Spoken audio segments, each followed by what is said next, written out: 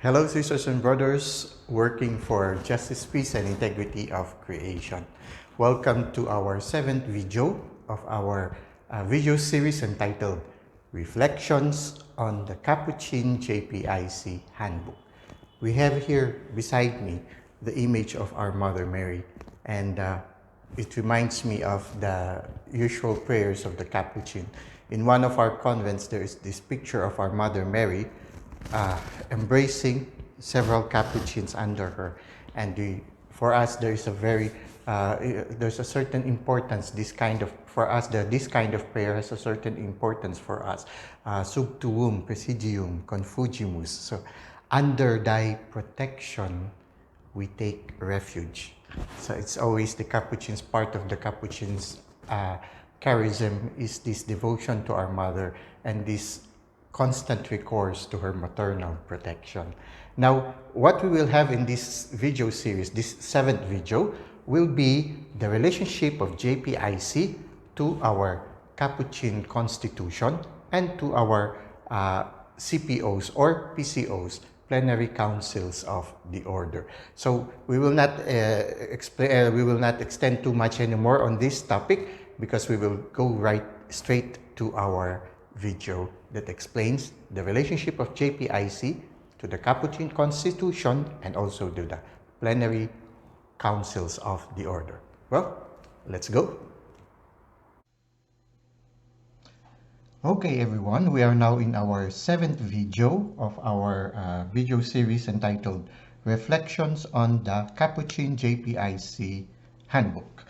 And in the previous video, we already finished discussing our JPIC apostolate in relationship to our Franciscan spirituality and charism. Okay, now today we will be discussing the relationship of our JPIC apostolate to the constitutions of the Capuchins and our plenary councils of the order. And this will give us an example, no? Because all of us, every once in a while, as part of being a JPIC animator, we'll have to give some inputs to other people. It can be our brothers in continuing education or in initial formation. It can be also the lay people who are working in JPIC or who are inspired to work in JPIC. Now, for now, we will be talking about our Capuchin Constitution, the things that are being said in the Capuchin Constitution in relationship to JPIC, and also some examples in our CPO. So what we will do is sort of like making a mock preparation for a lecture that you're about to give that is related to our Capuchin spirituality. Now, this is not only applicable to our Capuchin brothers, but you can also use this in giving inputs to our lay collaborators or people who work with us, who also in a certain way are also inspired by our Capuchin spirituality. So now let us go and see, here are some examples that we can work on if you are going to give a lecture or an input regarding our JPIC work in relationship to our Capuchin constitutions. We're going to give you one example here, which is in chapter 1, number 3 and paragraph 1. And then we are going to give you 3 examples of our CPOs.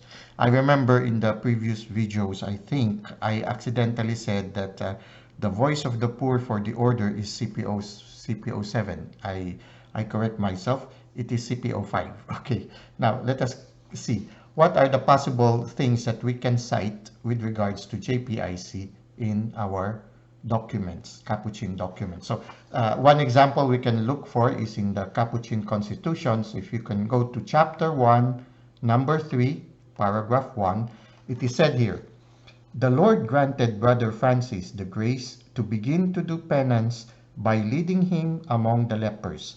This is very much related to the testament of Saint Francis. Okay, "He showed mercy to them, and after hearing the voice of the crucified Lord at San Damiano, he embarked upon the gospel life in order to follow in the footsteps of Christ." So when he was led to San Damiano and he lived among the lepers, it's a very good experience. He was discovering Jesus among the lepers who were living around San Damiano Church. And at the same time, he was also discovering Jesus as he contemplated before the San Damiano cross. And he was able to see and be inspired about with the gospel life of our Lord Jesus Christ. And that inspiration led him to follow his gospel life.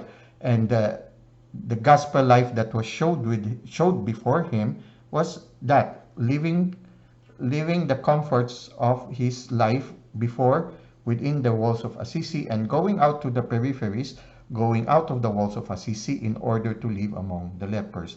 This was his first lesson of living the gospel life.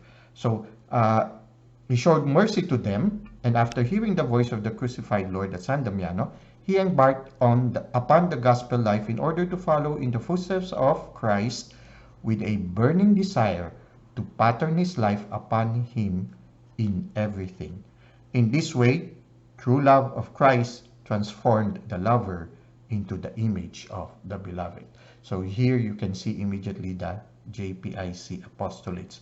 We are called to leave our comfort zones, to go to our existential peripheries, and to be in solidarity with the poor or the excluded in our society. Now, this is further, we go now to the CPOs. No? Which part of the CPOs supports this inspiration that was said in our number 3 of our Capuchin constitutions? So oftentimes you can do a pattern something like this. When you are about to present our Capuchin JPIC in the spirit of our Capuchin documents, you can start maybe by citing one section in our Capuchin constitution and then support it with several CPOs. And here what we did is we quoted number 3 of the Capuchin Constitution, and then we supported it with CPO 8, CPO 5, and CPO 7. Okay, in CPO 8, which is entitled The Grace of Working, Section 7, number 62, tells us, we encourage the friars to leave the sacristies and to work in the existential peripheries, okay, where no one wants to go, bringing our charism as lesser brothers. By means of our work, let us live out the prophetic element of consecrated life in the church. Okay, so take note, no? Leave the sacristies and go to work in our existential peripheries. It supports the life that our Father Francis lived. He went out of the walls of Assisi and lived among the lepers. And at the same time, it's good to connect, you try to see, at the end of this phrase, there is the prophetic element of consecrated life. Now, you can further support it but with CPO 5, which is entitled, Our Prophetic Presence in the World. No? Chapter 5, number 97. So what does it says here? If we wish justice, peace, and ecology to become specific services in our provinces and fraternities, we must form an international secretariat with a full-time staff.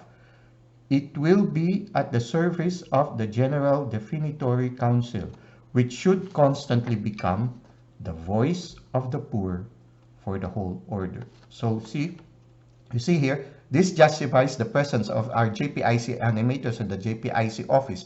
With the help of the JCI animators working in the field, the JPIC office can become the voice of the poor for the whole order. So this again justifies our JPIC work.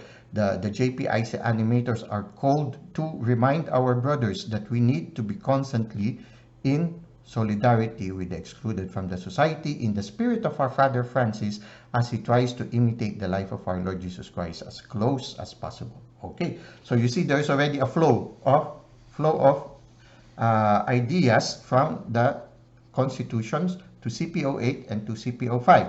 And then we can further enhance it with CPO 7, Fraternal Life in Minority, number 51. It says here, preference should be given to those ministries where the brothers themselves directly serve the poor. So this is the work of the JPIC animators, to encourage the brothers to consider apostolates that gives them the opportunity to directly be in solidarity with the poor. So preference should be given to those ministries where the brothers themselves directly serve the poor. So this is also a challenge for us. I know that because of the challenges that we have right now in the modern world, the brothers have a lot of ministries to hold. So sometimes there is that temptation to just take a ministries with regards to the excluded in the society only as maybe administrators or directors or executive officers of certain organizations that serve the poor. There is a challenge for us to get also down from these positions and maybe also be in touch ourselves with the poor. And this is a challenge for us. If you are, for example, the director of an institution or a social institution, it would be a very beautiful assistance also to your spiritual life, spiritual journey, and also to a big inspiration to those who are under you if every once in a while you also go down and personally take part in the services that the social service gives. Like, for example, if you are the director of a soup kitchen, it's a big inspiration for those who are volunteering to work in the soup kitchen. If they see also the same, oh, the director is also serving the meals to the poor. Sometimes there is the temptation of being putting too much attention to the administrative work that we have, that we end up remaining inside our office and no longer get to feel the pulse of the peripheries. There is this challenge also to feel the pulse of the peripheries. It means if you're working for a soup kitchen, not only to remain in the office of the director, but also to every once in a while go out and be among those who are volunteering and maybe serve also in the giving of food or giving of clothing to those who are visiting our institutions as guests. So those who are excluded in the society. So this is a big challenge for us. At the same time, for example, if you have a school for the poor, it's good also to give lectures every once in a while, to be a teacher also, maybe to give some inputs every once in a while, and maybe not just be completely in the office doing administrative work. So this is another challenge. So this is another input we can share, no, with the inspiration that is being given by CPO7. So there are many things that we can do, no, to be able to relate our JPIC work to our constitution. As you can see, our constitution and our CPOs, or our PCOs, as others would like to call them, these are this also supports and speaks about JPIC, and we need to make our brothers aware of it, because sometimes we sometimes lose the point of view. We sometimes miss the importance of JPIC in our Capuchin charism, and there is a need for us to be reminded about it by citing certain phrases and certain sections in our constitution and in our PCO. So this is a big challenge for those who are working as JP animators. We need to constantly remind our brothers, and at the same time to educate our brothers in initial formation, and also to inform our lay collaborators of the beauty of the beautiful part that JPIC takes, the beautiful part that JPIC has in the documents of the Capuchins, the beautiful role, important role that JPIC has, as stated in our Capuchin constitutions and in our PCO. The living out of the JPIC spirituality is the fulfillment of this DNA that we have in our Franciscan spirituality. JPIC is considered as the DNA of our Franciscan life. It is part of it, and when we live our JPIC, spirituality, we are also living out our charism and living out the gospel life that our Lord Jesus Christ have lived in the spirit of our Father Francis. Well, that's it for now. Thank you for this time that you have shared with us. So now we have finished already until number 4 with relations to constitutions and PCO. In our next video, we will be talking about JPIC values and actions. Okay, this is a little bit vague, no? Maybe we can work on it on the next video. Okay, until next time, have a great day.